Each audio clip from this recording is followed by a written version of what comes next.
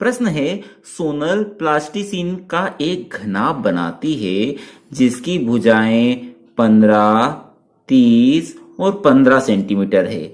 एक घन बनाने के लिए ऐसे कितने घनाभों की आवश्यकता होगी? प्रश्न समझ में आया? देखिए, यह एक घनाभ है, ठीक है। इसकी लंबाई दी गई है 30, इसकी चौड़ाई है 15, ऊंचाई दी गई है 15, ठीक है। अब इस घनाभ से घन बनाने हैं, तो ऐसे कितने घनाभों से हम घन बना सकते हैं, यह पता करना है। चलिए कर लेते हैं पता। दिया क्या है? भुजा दी गई है, तो हम निकालते हैं घनाभ का आयतन।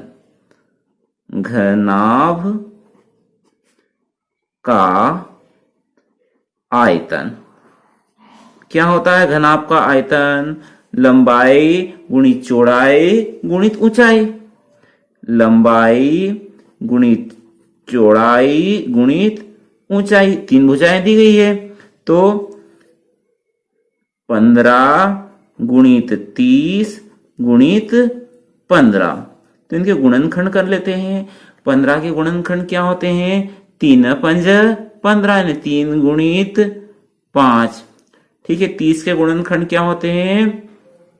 तो 30 के गुणनखंड होते हैं 2 गुणित 3, 2 तिया 6, और 6 पचाम 30, यानी 2 गुणित 3 गुणित 5, और 15 के गुणनखंड क्या बनेंगे? वही 3 गुणित 5।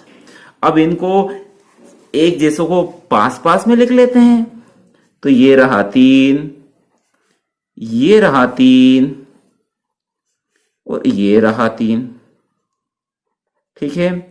अब ये रहा 5, ये रहा 5, 5, ठीक है। और बचा क्या? अंत में बचा सिर्फ 2। तो देखिए, यहाँ 3 के जोड़े बन गए 3, ये 5 के जोड़े बन गए 3, लेकिन 2 के तो जोड़े बने ही नहीं, ये तो अकेला है। तो हमें पता चल गया कि घन बनाने के लिए कितने घनाभों की आवश्यकता होगी। चूंकि यहां 2 के केवल एक ही गुणनखंड है।